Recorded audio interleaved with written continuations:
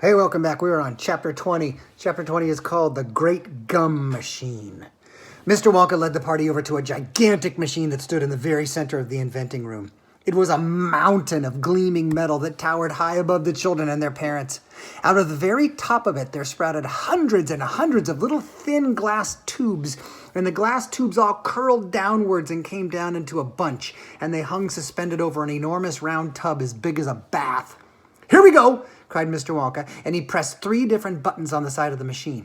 A second later, a mighty rumbling sound came from inside it, and the whole machine began to shake most frighteningly. And steam began hissing out all over. And then suddenly, the watchers noticed that runny stuff was starting to pour down the insides of all the hundreds of little glass tubes and squirting out into great tubs below. And in every single tube, the runny stuff was of a different color, so that all the colors of the rainbow, and many others as well, came sloshing and splashing into the tub.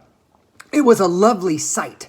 And when the tub was nearly full, Mr. Wonka pressed another button, and immediately the runny stuff stopped coming out of the tubes, and the rumbling sound disappeared, and a whizzing, whirring noise took its place. And then a giant whizzer started whizzing around inside the enormous tub, mixing up all the different colored liquids like an ice cream soda. And gradually the mixture began to froth, and it became frothier and frothier, and it turned from blue to white to green to brown to yellow, and then back to blue again.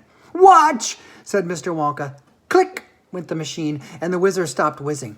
And now there came some sort of a sucking noise, and all very quickly, the blue frothy mixture in the huge basin was sucked back into the stomach of the machine, and there was a moment of silence. And then a few queer rumblings were heard. The silence again, and then suddenly the machine let out a monstrous, mighty groan, and at the same moment, a tiny drawer, no bigger than the drawer in a slot machine, popped open on the side of the machine.